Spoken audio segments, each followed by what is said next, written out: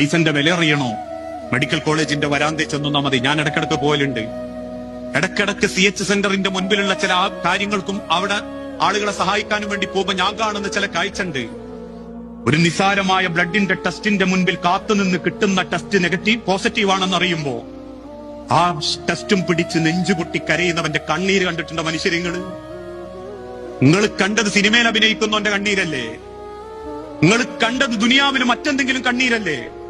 അറിയണോ? ഒരു മെഡിക്കൽ കോളേജിന്റെ വരാന്ത ചെന്ന് നിൽക്കണം. 39ാമത്തെ വാർഡ് മുതൽ 41ാമത്തെ വാർഡ് വരെ ഒരു തവണ കാല് വെച്ച് നടന്ന വിറയ്ക്കും. പിന്നെ അവസാനം ഷീട്ടും പിടിച്ച് നെഞ്ചുപൊട്ടി നിൽക്കുമ്പോ കൂട്ടിക്കൊണ്ടുപോയി ഭക്ഷണം വാങ്ങിക്കൊടുത്ത് വെള്ളം കൊടുത്ത് മരുന്നിനുള്ള ആവശ്യങ്ങൾ നിർവഹിച്ചു കൊടുത്ത് തിരിച്ചയക്കുമ്പോ പിറ്റേന്ന് മുതൽ നേരം വെളുത്തിട്ട് 4:45 അലാറം വെച്ച് ചെയ്തിട്ട് കഞ്ഞിക്കും പയറിനും വേണ്ടി മെഡിക്കൽ കോളേജിന്റെ താഴെ കോവൂര് മുതൽ മെഡിക്കൽ കോളേജിന്റെ മറുഭാഗത്തുള്ള മായനാനിവിടെ ക്യൂ നിൽക്കുന്നവന്റെ നെഞ്ചിന്റെ ഉള്ളിലെ പടപ്പറിഞ്ഞ കളയൂല മനുഷ്യരെ ₹1, കളയാൻ തോന്നൂല ₹1.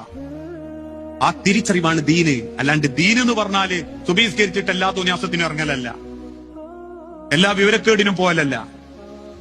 ആ തിരിച്ചറിവാണ് കുടുംബത്തിൽ വേണ്ടത്.